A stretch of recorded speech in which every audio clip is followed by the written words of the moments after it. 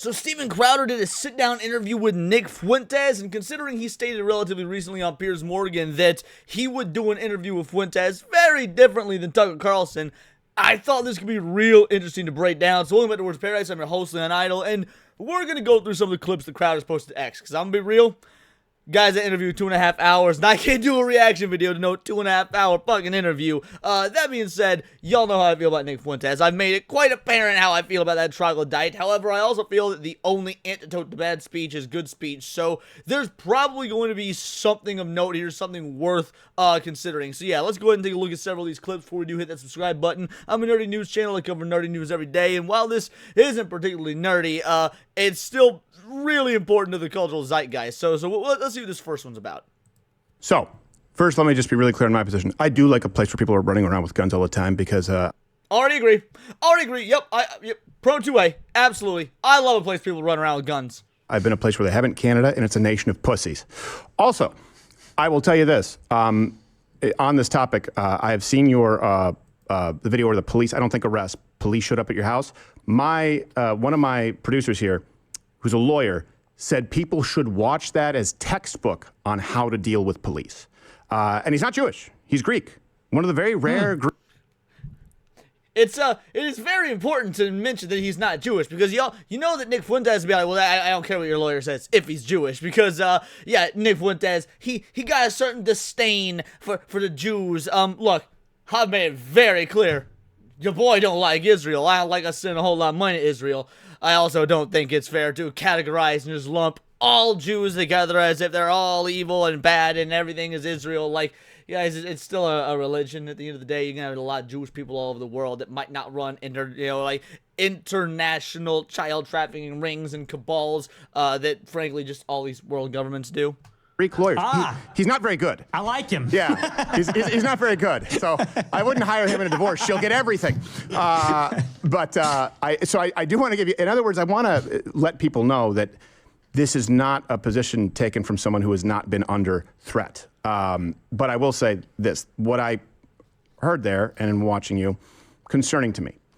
Because what I see communicated is in your ideal utopia, to use the word, would involve a much stronger state with much more executive power. And I agree on the executive authority. Yep, and this is why Fuentes is a moron. Like, let's be real. We can take away all of his, like, anti-Semitism and his Jew hate. Because I'm be real, I don't give a fuck about that, right? People are allowed to be racist. People are allowed to be hateful. I don't give a fuck. What I care about is the fact that Nick Fuentes is effectively a leftist, and he is duping the conservatives into following him or agreeing with him or whatnot because they share this same ideology of let's stop sending money to Israel. And you know what? I agree with that. But at the end of the day, Nick Fuentes is an absolute shill for Big Daddy government. And I find that to be the most egregious thing about him and why I think it is so disgusting that conservatives are flocking to him. But the end game, a much stronger state and much softer civilian arms, softer Second Amendment rights. And it sounds a lot to me like the left saying, well, it was for muskets and we can just revise it. Explain if that's a mischaracterization. How do we know when we decide, and how do we decide? We probably don't want people running around with guns anymore.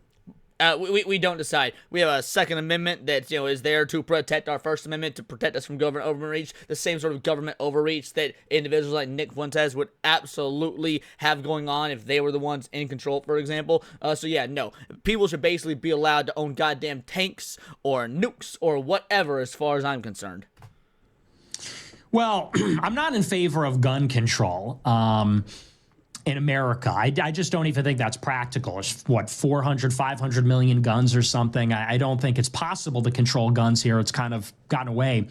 But I will just say it really comes from a feeling. I don't really have a fleshed out, like, hot take on it. But what a shock. The dude that blames Israel when it rains doesn't actually have a well-thought argument for his state-controlled utopia with all this executive authoritarian power. Color me surprised. But I do think about a modern city like New York or D.C. or L.A. and think, where do we draw the line? I know in Texas, for example. So wait, all these leftist, Democrat-ran cities where gun control is at its strictest, Where do we draw the line? The places where they've tried to restrict gun control and they have the worst gun violence because it turns out that bad guys will break the law to get guns? Yeah, clearly you haven't thought about this position. You have open carry, and I've done it. I was down in Texas with John Doyle actually years ago before we became enemies. And we were walking around with guns in our back pocket in the gas station. And I'm thinking, I actually don't know that I want to live in a city where people are literally walking around with guns hanging out of their pants. I guess I already do live in one. I live in Chicago. They don't do it legally. Well, I was going to say, that might just be a Chicago thing, because everyone in this studio is strapped right. Why would you not want to live in a society like that? Again, an armed society is a safe society. The entire reason for the Second Amendment is because for the inevitability, and I do mean inevitability, that the government eventually goes rogue. Now, frankly, in my opinion, it already has. Left, right, uniparty, doesn't fucking matter. The government's been rogue for a long fucking time, but that's neither here nor there. Every government in the history of the world has gone rogue. Now, mind you, you're talking about how, you were in this, town in Texas, and you were walking around, you had guns in your back pockets. You getting shot? No, nobody got shot. Sounds like nobody got hurt. Sounds like you had a great time while you were in Texas. So, why wouldn't you want? Obviously, people were practicing responsible and safe gun ownership and gun practices by account of nothing bad happened. So why don't you like that? I mean, what would be the difference between that and a society where everybody's driving around in a car, which, can absolutely be used to run over pedestrians, cause mass murder? This exchange is a perfect example of why Nick Fuentes is a fucking moron. It's not just the Israel stuff and the Jew stuff and the fact that he, idolizes Stalin. It's the fact that this guy has duped so many conservatives into thinking that he is their guy, specifically young men. So many young men are these just radical Nick Fuentes fans without actually questioning, using any sort of critical thought to question his ideology, why he believes what he does, because he's saying things that appeal to their emotions. He's getting them all riled up. He's making all these young men believe that, things have been taken from them. And to be fair, I do agree with a lot of the sentiments that he states. However, you're using an emotional argument to appeal to these dudes to get them angry. Basically, you're using the same sort of tactics that a fucking woman would use. Now, and I love it. Like you're almost making me erect in your description. I caught myself. I'm like, oh wait, that sounds like the South Side. It sounds like Inglewood, actually. But so I guess I'm in favor of like concealed carry. We should be able to own guns. I just, maybe it's a cultural thing because I did grow up in the Midwest, and my parents actually. We don't claim him. We Midwesterners, we don't claim this bullshit. Trained people in how to use firearms, but we're not like a gun nut family. Forgive me if that's a pejorative statement, but we're not enthusiasts. And so there's something to me about it that I just feel like at a certain point it becomes less safe. Again, I mean, you would need some sort of statistics to back that up. You would need some sort of numbers to back that up. The idea that it becomes less safe, I don't think that there's any... First, let me just be really fruit to bear that out. What is less safe? Like, if we're talking on the macro scale, what is less safe? A government that has complete control and has completely disarmed their citizenry, like we're seeing in Australia or the UK, or like we saw in, for example, Nazi Germany, or people being able to, have firearms. And yeah, every now and again some bad shit happens, but that's the price you pay for being for having the freedom to make sure that you are not subjugated, which is what, this country was founded on in the first place. Again, Nick is an absolute moron. Let's take a look at this one. Debate if Donald Trump is legitimizing the system. I wonder what that even means. But I do remember what caught me off guard, you saying that Kamala Harris was a better choice. And I remember part of what you said was because Trump, if he's elected, legitimizes the system. And that would be worse. You didn't want... It legitimizes... I mean, to me, that just sounds like buzzwords. Kamala Harris was the system. And this ain't me capping for Trump. Again, if you guys watch my streams, you know that I've had plenty to say about what I consider this more or less failure of an administration to be so far. The mishandling of the Epstein files, sending all this money to Israel, these continuing foreign conflicts. I mean, I've got major issues despite being a Trump voter. But that being said, there is no debate that this is absolutely better than what we would have gotten under Harris. It was best of a bad situation, but it's still a bad situation. Trump to be elected because it would legitimize the system. Explain what you meant by that, because that sounds to me like you want to delegitimize and almost revolution instead of Trump. I will say that within just the 3-minute clip we got prior to this and the 25 seconds we're into this one, I already think that Crowder has a much better interview with Fuentes. I can't wait to actually sit there and watch the 2.5-hour version. But yeah, this is, I think, a much better format than what Tucker Carlson did. Well, and here's the thing. I think that Trump is obviously the better president if you're just taking like all the nominal figures, like fewer illegal immigrants, he secured the border, the economy's going to be better, the government's going to be more efficient. Like, so, I mean, we're in agreement on that. No, it's not. I mean, the government, there's no such thing as an efficient government. I get he said more efficient, and yeah, sure, maybe more efficient than under the left. The government still sucks at everything and will always suck at everything. Here's the problem, and I try to make people think about it in these terms. It's sure, and I don't want this to sound like a cop-out, but I'm trying to get people to think, which is that right. Trump gets elected, and let's think about what happens on day number 2. Whereas in 2020, everybody said the election is rigged. Like 86% of Republicans said, oh, the election was BS. Yeah, and all the Democrats said that about the election in 2016, right? Yet Hillary Clinton, as recently as like 2022, still throwing a fit that the 2016 election was rigged. People don't like it when their side loses, and they'll look for any scapegoat in the world to try and justify their thoughts on why their team lost, because they just can't accept the idea that maybe people don't fucking like them. Left, right, doesn't matter. So I'm curious what his point is. Now, it was close to half of Democrats too, I think. Yeah, it was substantial. It was across the board. Now nobody believes that. And whereas at one time people believed like the system really needs to be overthrown, like we really need radical change. Now they're saying, oh, Trump won. Oh, I feel relieved. Now we're okay. All right. I will give credence to his idea here. The idea that people would get complacent because their guy won. Like, your guy can win, and the system can still be rigged. I 100% believe the system is rigged. Now, does that mean that Trump and them found a way to outdo the rigging? Does that mean that no matter how hard the Democrats cheated, Trump was still able to pull ahead because the will of the people is that strong? Does that mean there was some shadowy cabal that actually wanted Trump to get elected? I mean, there's a million different ways you could take that. I will give Nick Fuentes credence here. Like, the idea that people will just sit back and not think about how deep-rooted the corruption is, and that it's not going to be solved in one administration, it's not going to be solved by Trump. Yes, that is actually a valid thought process. And look at the things that Trump has done. And we're going to get in, I can tell we're going to get into some of these things. The Epstein files, bombing Iran. And I'm not gish-galloping, I'm just giving a little list of things I don't like. The H-1B visas, the 600,000 Chinese students. Yeah. All these things happen. And because they're happening under Trump, he is legitimizing them. And he's legitimizing the... Yep, that's fair. If this stuff had been happening under Kamala Harris, right wing would be throwing an absolute fit. Again, I'm a fair dude. I might not like Nick Fuentes. I might think the dude's a fucking moron, troglodyte, lying grifter who's abusing his army of just angry incel male audience. Obviously, I'm using that as a joke. I don't think they're fucking incels. I'm not Casey Tron. Jokes aside, like, yes, even though I do think Nick Fuentes is a lying grifter who actually hasn't thought out the vast majority of his positions, and again, just blames the rain on Israel, and let's be real, that's a problem, but there's a lot of other problems out there. Yeah, no, this is, I will be fair and state that he is making a good argument here. The moneyed interests that are responsible for them. And I do think that deflates a lot of the fervor for change that existed before. And I just think sometimes, is that necessarily better in the long term? I don't disagree that Trump is, there's a very big pragmatic benefit, but in the long term, I worry about that. Yeah, I definitely think it's better in the long term. Okay. I agree with you completely on 600,000 Chinese students. I don't know if you saw, we did an entire hour on that. H-1Bs.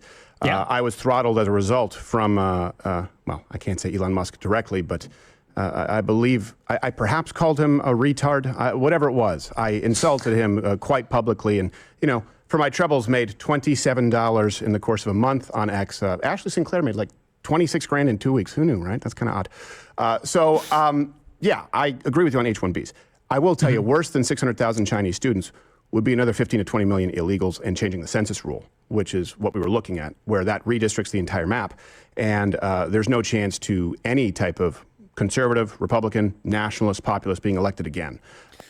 I think that Crowder is arguing a different point than Nick here, right? Nick is basically stating that when the conservatives, the Republicans, whatever, Trump supporters, MAGA, their guy gets, wins the election, they no longer, they get complacent. They no longer care or think about the deep-rooted corruption that is embedded in these systems that is allowed to perpetuate and which could give us a, Democrat nominee or, God forbid, an actual Democrat, president in 2028. So, needless to say, that is actually a valid concern. Nick is bringing up a good thing. Crowder is thinking very short-term. And while I agree with his initial short-term statements of like, hey, yeah, Trump is obviously better. It's much better to, have 600 Chinese immigrants than, God knows how many millions of illegal immigrants. Like, yeah, if we're talking the lesser of two evils, I agree. But that's not the point Nick is making. The point is that Trump voters or conservatives, even though they can be happy that the guy won, a lot of us are happy. Again, despite my gripes with the Trump administration right now, still notably like that a whole lot more than the Kamala regime. That doesn't mean that it's just a shoo-in for everything to get fixed. The system is not rigged. And I do think that there was a lot of progress made. I would go, a lot of wins, not only the board. 99% is not marginal to me as far as a reduction. I think that's pretty significant. But I'd like to go to, I understand where you're coming from. I understand that perspective. But I also don't understand what the threshold is as far as, okay, burn it all down, or we want to delegitimize a system. I wish he wouldn't have cut it there. I actually would have liked to hear Nick's answer for that. Well, like I said, I'll be in it watching the full debate anyway. But all right, that was I'll give Nick the W on that. I'll give Nick the point. Like I said, I'm nothing but a fair man. All right, let's take a look at this one. Ben Shapiro agreed to confront Nick Fuentes on Crowder's show, but backed out at the last minute, according to Crowder. And then he specifies, to clear things up, I said Ben was slated to come on the show at one point, and then I never heard back. That conversation had nothing to do with Nick. So I do appreciate the transparency from Crowder there. Transparency is very important, obviously. But I think we should stop funding all sides of the war in the Middle East, and hopefully you find that Completely agree. We got no business sending money, not just the Middle East, mind you. We got no business sending money to Ukraine either. None of these fucking foreign conflicts. Fuck out of here with all that shit. It ain't our goddamn problem. We got problems here. We don't need to be sending money to any of these other shithole countries that are blowing each other up. Let them blow each other up. I don't give a fuck. Reasonable position, whether you agree with it or not. I don't think that's extreme. And Ben didn't seem all too bothered by it.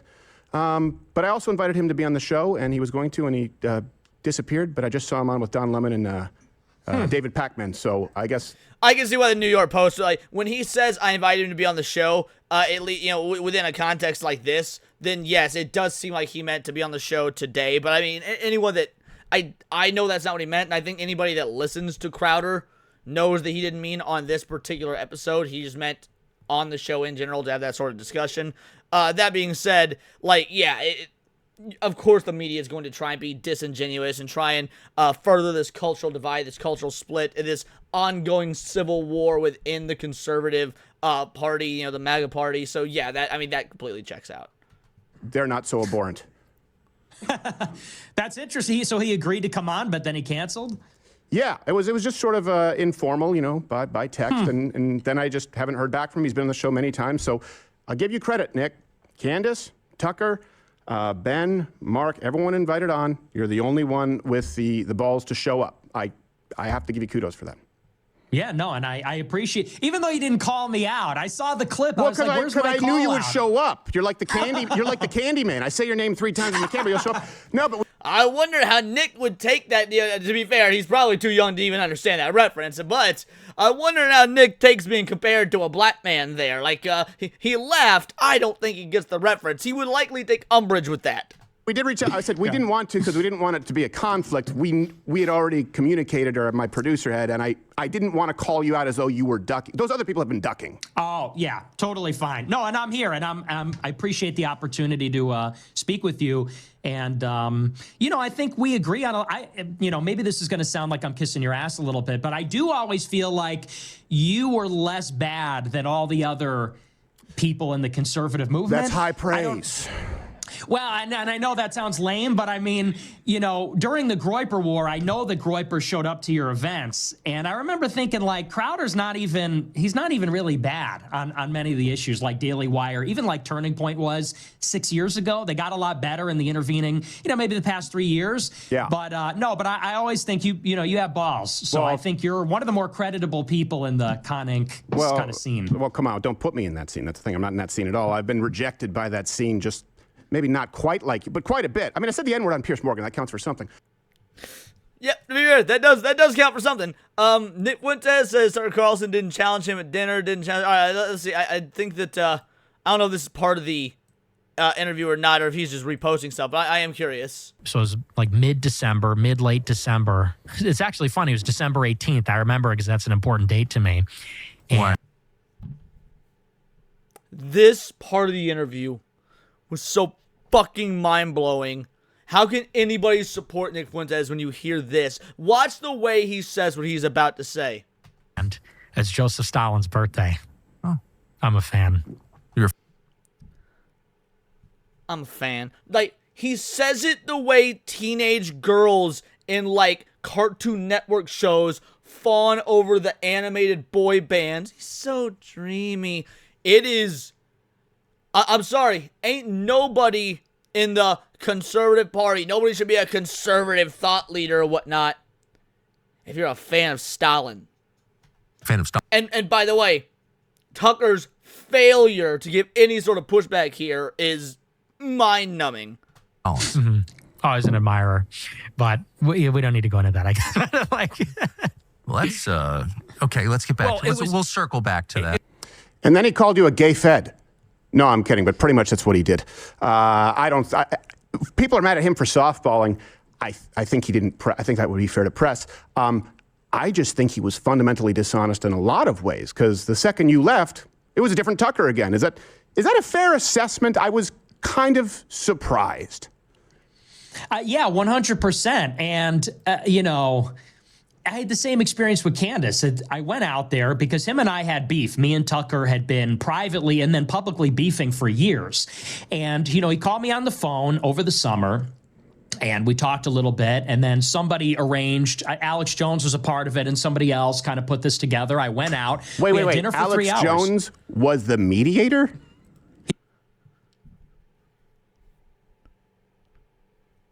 I don't know why, but that is so fucking funny.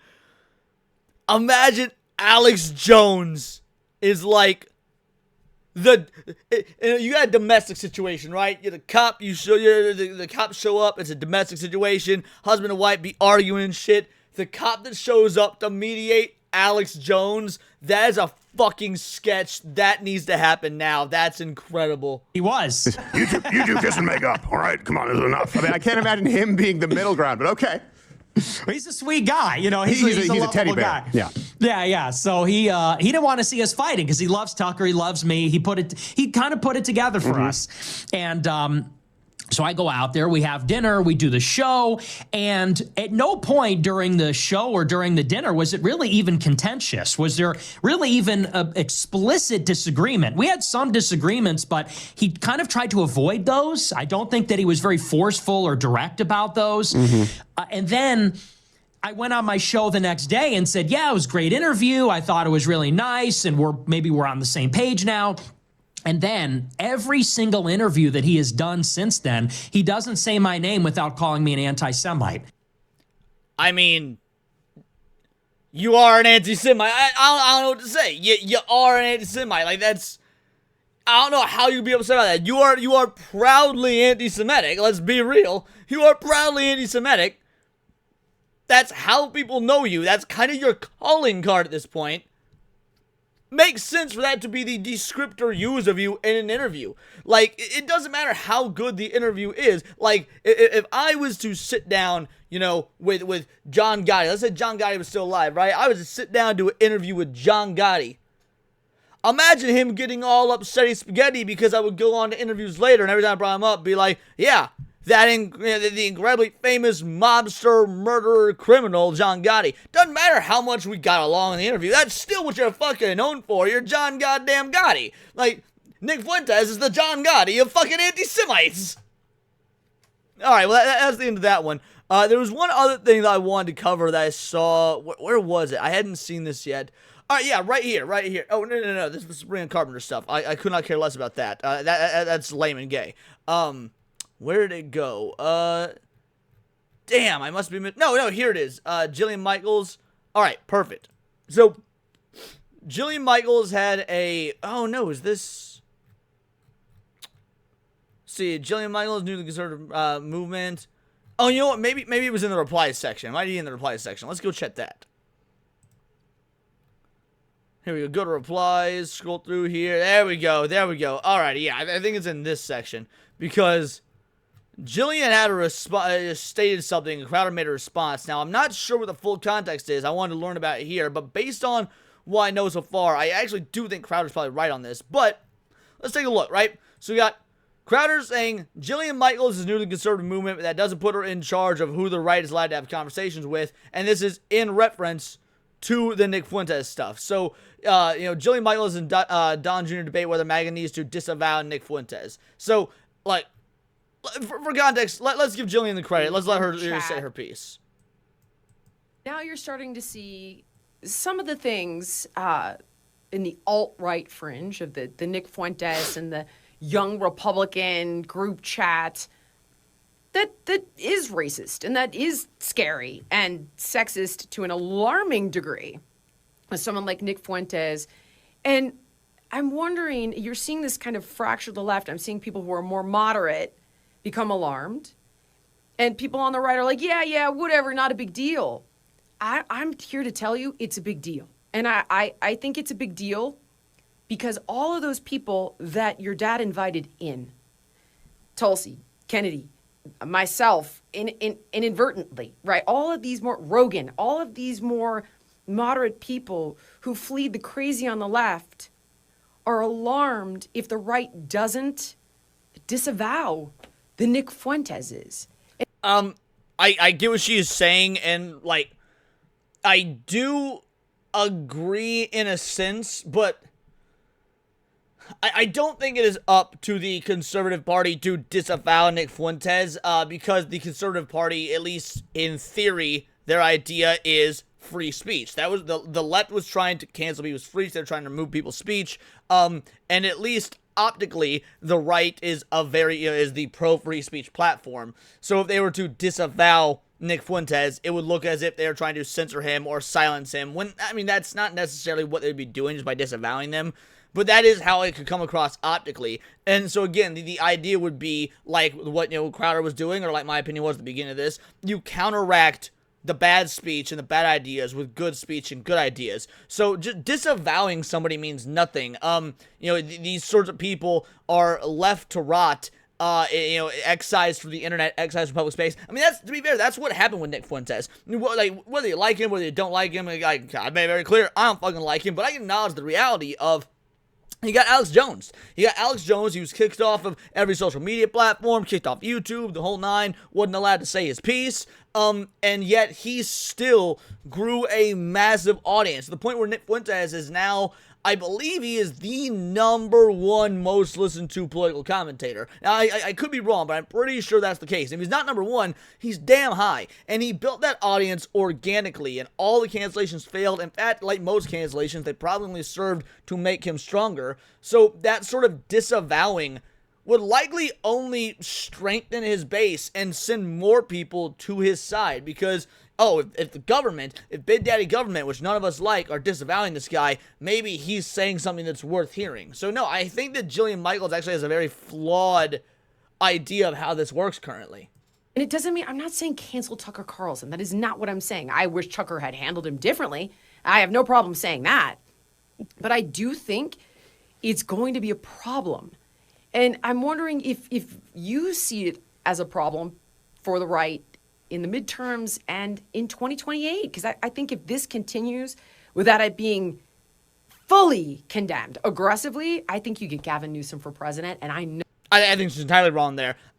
Now, mind you, I actually do think she's correct about the left taking the midterms. I completely think she's correct about that, but not for this same reason. The left is going to win in the midterms because most people actually do agree with the Israel aspect that Nick Fuentes is saying. Most people are wondering, why the fuck are we sending billions of dollars to Israel?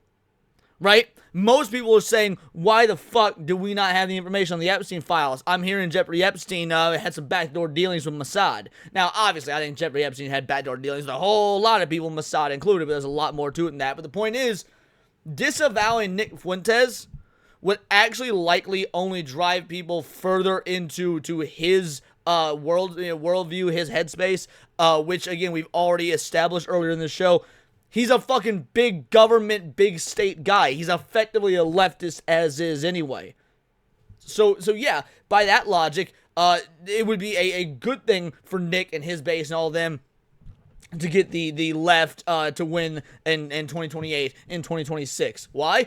The left hate the Jews as is, right? Dude, the left are all about that free Palestine shit. The left hate the Jews as is. They don't even need a fucking reason to. So, yeah, Jillian is completely off base here. Again, she's right, but she's right for the wrong reason.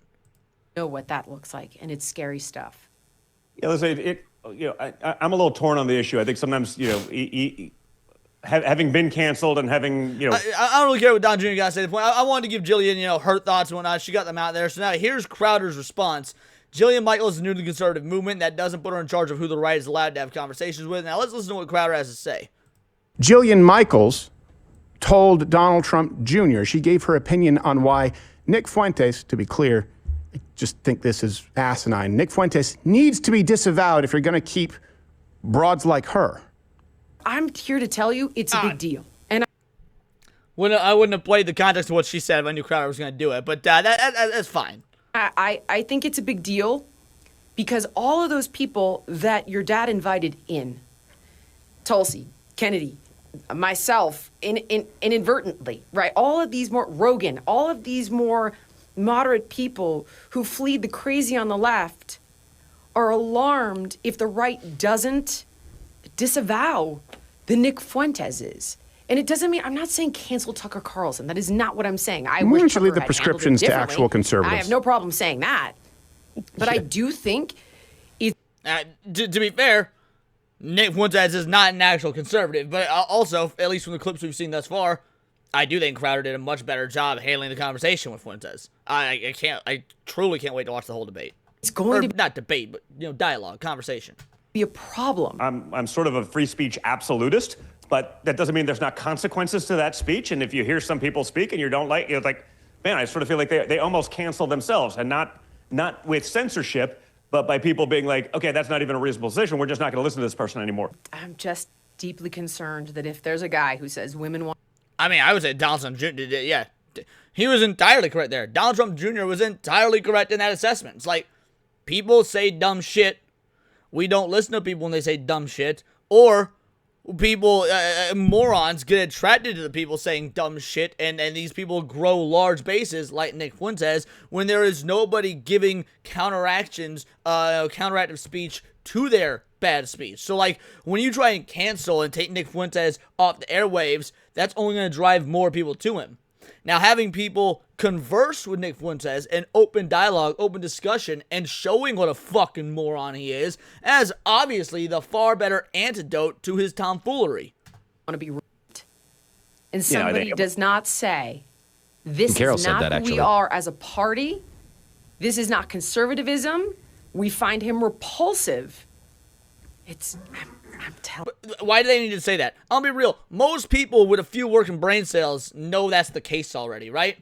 Ain't nobody in the actual conservative party, right, who's actually conservative. And mind you, this ain't me. You know your boy's an anarchist. I'm part of the burn it all down crowd. That being said, ain't nobody looking at Nick Fuentes and thinking, yup, that's conservatism. No. The dude idolizes Stalin. Like, really? Conservative? We joke? Like... Again, I think Jillian has a very surface level understanding of the left-right dichotomy here in America. Yeah, but I also think if you're going to acknowledge every person that says something ridiculous, all of a sudden you're just making them bigger in a way. Yeah, now, just in case you guys were wondering, too, since she's now offering prescriptions sort of like Nala Ray with Bible courses in her ministry, Jillian Michaels, and it doesn't mean that people can't be wrong, but when you've been wrong your whole life, selling people booty workouts on a reality show, maybe sit back at the... All right. That's unfair for Crowder. That's unfair for Crowder, to be fair. Like, Jillian Michaels is an incredibly healthy individual. And I would imagine that the people that take her workouts and whatnot seriously, like, she clearly knows what she's doing. And she has made herself very successful selling something. No different than you have made yourself very successful selling the idea of conservatism. That is a cheap shot. That's especially, it's also one that you're just wrong about. It's ironic that he's talking about when you've been wrong your whole life. Like, you were objectively wrong in that instance because clearly what she's doing works. In the pulpit and learn for a while instead of offering prescriptions. Jillian Michaels, for those who don't know, she just jumped on the conservative bandwagon in 2024. Moderate lefty your entire life, not particularly political. You've now seen the light. The election is in a couple days from now. Wow. Will you be voting for Donald Trump? I did vote for Donald Trump, yeah. He wasn't my choice out of the candidates that were running for the primary. I do understand his flaws, but the problem for me is that it becomes a question of lesser evils. So here's my...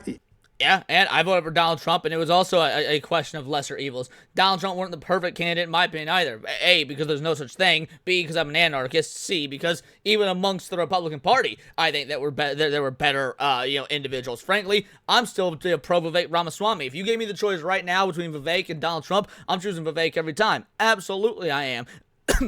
That's going to make some of Nick Fuentes' Groiper Armies whatnot upsay spaghetti because he's a brown. I don't care. He's got good ideas. Now, would he implement those good ideas? Would it be done properly? I don't know. Donald Trump had some good ideas, too, and that shit ain't being done. Where's the Epstein motherfucking files, right? Why we still sending money to Israel? Why we got all these new wars? We going to war with Venezuela? Just curious. So the point is, would Vivek be honest? Would he uphold it? I don't know. But point is, the lesser of two evils vote, That was my position. That doesn't mean I'm not a Trump voter or Trump supporter and want to see stuff turn out properly and hope for the best. Absolutely, I do. And that's important. He wasn't my choice, and now she claims to be a conservative. If she is welcomed with open arms, and by the way, you shouldn't shun her, but if her prescriptions, her solutions are welcomed with open arms, what do you think people like Jillian Michaels, if there are enough of them, are going to do if they actually attain power? This is also disingenuous because if I recall, Trump wasn't your first choice either when he was running in 2016. Like, I could be misremembering. It's been almost 10 years. But if I recall, Crowder was anti-Trump, and he was pro more traditional conservatives that never would have won, mind you. And then he jumped on the Trump train when Trump beating out every fucking candidate there is. Now, maybe I'm misremembering. I know Ben Shapiro held that same idea, and maybe I'm ascribing Ben Shapiro's mentality to Crowder. And if so, that's on me. That's my bad. But the point is, Trump isn't the first choice of a lot of conservatives out there. That doesn't make them any less conservative. Within our movement. Well, we know that Donald Trump was not their choice. We know that she voted Democrat for most of her life. We know where she lined up before. Do you think that maybe they'll revert to that and try and shape-shift up? The left has gone far left and the right has gone somewhat left. And by the way, I won't be told who I can and can't have on this show. That's why Nick Fuentes is on Thursday, even though I disagree with him on a whole lot, but I also agree with him on quite a few things. My big problem is I think Nick Fuentes has some legitimate grievances because of what he refers to as gatekeeping. Yeah. Jillian Michaels doesn't get to tell conservatives who they can talk with. Now, again, I agree with his overall point, mind you. I do agree with his overall point. She does not get to tell conservatives who they can speak with. That is that same bullshit Jillian ideology Michaels, that the left uses. Now, she did end up responding. If you spent 5 minutes on Google Crowder, you'd see I've never claimed to be a conservative. I've always said I'm a moderate who happens to enjoy the company of conservatives, who prefers the way they govern over progressives. And if you only trust the concerns of established conservatives, Charlie Kirk was fairly adamant that there's no place for Fuentes in conservatism. I'm going to be real. Look, I have made my thoughts on everything. We've talked about Charlie Kirk a lot on this channel since that event has happened. That being said, and some folk ain't going to want to hear this, and that's fine, he wasn't the end-all be-all of conservatism, right? He doesn't magically get a pass as if everything he said was correct or gold just because he was assassinated. Now, mind you, I agree with a lot of what Charlie Kirk said. I do. However, I don't think that just because it came from Charlie Kirk's mouth means it's automatically gold, and that is the way Jillian Michaels is treating it here. She's effectively using Charlie Kirk and his ideologies as a gotcha for Crowder, and I don't like that. I find that to be quite morally objectionable. To address the rest of your clip montage, my early vote was for Kennedy because Americans' health has always been my priority. Now, mind you, I understood why people were voting Kennedy. I liked a lot of what Kennedy was saying. Now, Kennedy was still way too far left for me. He was talking about like assault weapons bans and shit like that, stuff that your boy is vehemently opposed to. But I at least appreciate Kennedy because I thought that he was honest. You know, rarely get that from a politician. At least more honest than someone like Kamala code-switching Harris. That's not the point. This isn't ideological. It's about basic decency. So let me ask you plainly. You're comfortable with the claim that women want to be raped. There's no statistic, moral framework, or political philosophy that validates that. None. Yes. That is something that he said. That is absolutely something that Nick Fuentes said, and it is disgusting. It is morally disgusting. But guess what? Nick Fuentes has only grown in popularity. Well after saying that, he was growing well before saying that, and that was during the periods and after the periods where he had been effectively excised from the public space. So clearly that sort of language was already drawing individuals in. So how do you counteract that? Canceling doesn't work. Canceling made him bigger. Even if canceling did work, it's still, I would say, morally wrong to do so. So what do? You have conversations with these people in public forums so that everyone can see these ideologies laid bare on the table and they can make their own choices. Again, just because he said dumbass words, and mind you, they were dumbass words, doesn't mean that it is not worth it for the individuals who are the onlookers to witness that conversation. As I told Don Jr., in the part of the conversation you didn't show, if conservatives can't immediately and unequivocally reject this as not conservatism, progressives would... Now, I did show this part, mind you, so I'm glad you brought this up. Will own the midterms 2028 and beyond. That's not partisan, it's obvious. No. Again, I think she's wrong, but I'll explain why I think she's wrong. So, either way, I do think she is correct that they will take the midterms 2028, but not for the reason she says. Y'all heard that at this point. If you can't denounce something this vile, it tells us more about you than you realize. Denouncing it, never mind, we already covered that as well. And look, you strike me as a guy who's not afraid of confrontation, so if you take umbrage with me voting Republican and asking your party to clearly denounce racism, sexual violence, and anti-Semitism, we can always have that conversation face-to-face through chopped up YouTube clips. I would like to see that. To be fair, I very much would like to see that. Jillian, there's nothing intellectually consistent in your argument. If you're not a conservative, that's fine, but that also means you don't get to decide who conservatives can or can't talk to. If you want a real conversation instead of moral posturing, I'll host you on the show respectfully anytime. I would love to see that. I would. And I agree with Crowder about the intellectual inconsistencies in Jillian's arguments, but all in all, this has been enlightening. I think that this is a very interesting breakdown of what we're seeing go down on the political side. Like, we went from Donald Trump winning the popular vote by a mile, 7 swing states, to an absolute civil war within the conservative movement. And as an onlooker who does not, who's an anarchist at best, libertarian at worst, I can look at this and fucking laugh, but I'm also realistic. I know how the world works, and this is bad. When people are not in the same, when they're not ideologically aligned with the same sort of, proper moral framework and values, when you've got fractures within your movement, within your community, within your various different philosophies of how to govern a country or how to, govern a people, then that's going to cause problem for a legitimate path forward and how to get things done.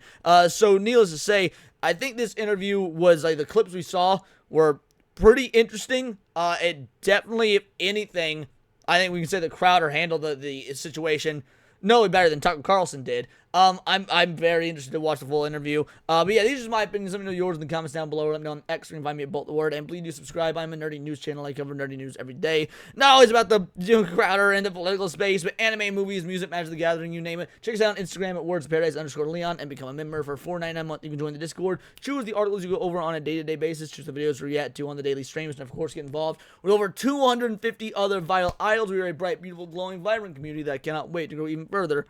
Because we do care about diversity. Only one kind of diversity. Diversity of thought. That's interesting to you. Join the Discord to subscribe. Until next time, it's all here in the Nerdosphere. This has been Words of Paradise.